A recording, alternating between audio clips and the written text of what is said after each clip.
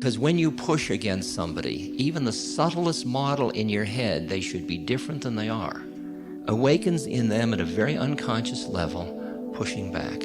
A resistance, a subtle paranoia. And I have noticed in my human relationships that as I want less and less from each individual, there is much less paranoia in them at a deep level, and they are much more available immediately.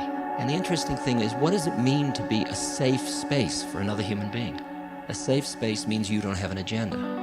But we have this tendency to have a model because we're trying to justify the way we're living our lives. What if we were to accept everybody for who they are without wanting anything from them or expecting them to change?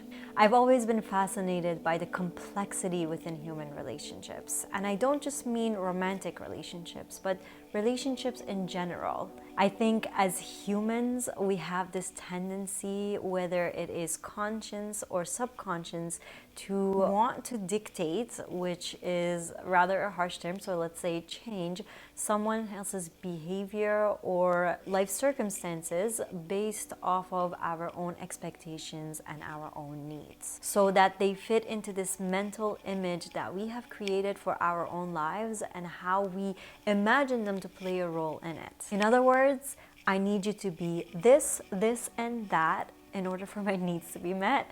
And if you can't meet those needs, then I don't see how this is going to work out. But I still love you and I want to be with you, so why can't you just change? So much pressure. I think it's safe to say that majority of us have been on both sides of this equation, where we have expected and been expected of to act a certain way in order to be accepted by someone else. If we were to look at this from a perspective of someone who is being expected and asked to change in order to meet someone else's needs, it can feel quite restrictive. The short clip that I played in the beginning of this video is of a spiritual teacher and psychologist named Ram Dass. He talks about how our expectations of others to fit into our own mental image of how we see our own lives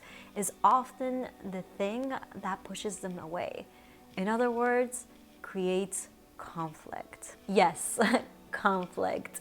In light of the conversations on this channel about conflict and conflict resolutions and relationships, I thought it would also be fitting to do a very spiritual take on conflict resolution, which is conflict resolution through mindfulness. So how do we become more mindful within our relationships? In theory, it's much easier said than done, but in my opinion, mastering this can be incredibly rewarding and freeing. Ram Dass talks about a concept called yoga of relationships. And my understanding of this concept is that our relationships act as a mirror to reflect our own inner world. And so every interaction that we have with another human being is an opportunity for us to work on ourselves. When something is not to our liking in a relationship, more often than not, we have the tendency to point our finger at the other person and blame them for how we are feeling. But what if we took some time to reflect on our own feelings, time to evaluate the situation, time to assess our own limiting beliefs and our own triggers, time to ask ourselves how much of my reaction to this situation is because of me and my internal world, and how much of it is related to the unjust behavior of the person in front of me, and then choosing to have a conversation about it. We suffer in our relationships because of so much miscommunication, and not miscommunication with the other person, but miscommunication with ourselves. And that is what yoga of relationships is all about. Getting to know yourself, loving yourself, on becoming everything that you are not, so that you can be who you truly are, which is love, pure love. And our relationships with other human beings is the vehicle that is going to allow us to transform our inner world by basically reflecting it back to us, if we choose to do the work. if we choose to reflect and if we choose to be patient and trust the process. So next time that you get into a conflict with a loved one, why not try the mindful technique of conflict resolution? And here are some steps that I'm going to share that can guide you in that process. 1, don't react right away. 2, take some time to reflect on your own thoughts and on your own feelings before saying anything. 3, ask yourself, why was I triggered? 4, do I have any limiting beliefs? 5, choose to have an honest and loving conversation about it when you're feeling at peace in your heart and you're not emotionally charged. You'll be surprised how much you end up learning about yourself every time that you choose to take just those simple steps, and how much freedom and peace of mind you end up creating in your relationships.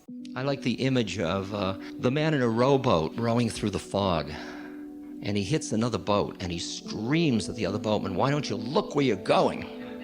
And the fog clears for a moment and there's nobody in the other boat. It was just floating. And you're left with, because at that moment the plane of consciousness shifted. There was nobody there. Well, imagine there isn't anybody anywhere. There's only one of us. There's just awareness. There's nobody. Who do you talk to? Can you and I enter into a dialogue knowing neither of us are real? Can we have needs without really thinking of them as who we are, where we're living? It seems to me that we come together through roles, through personality structures, through all these things. These are the vehicles through which we meet. These are the vehicles. The identification with the vehicle becomes a tremendous trap. And part of the yoga of relationship is to meet through the vehicle of all that stuff, but recognize that through the process of relationship, my relationship with you, let's find our way out of being trapped by that together. You help me and I'll help you, so that we can be in the roles in a kind of celebratory, free, playful way. As always, I would love to hear your thoughts on this, so please don't hesitate to share your thoughts on this topic with me in the comment section below. And with that being said, I want to say thank you so much for watching this far. Please don't forget to subscribe to my channel and like this video if you enjoyed the content. And until next time, I want to wish you guys a heart full of love, a mind full of peace, and a life full of flow.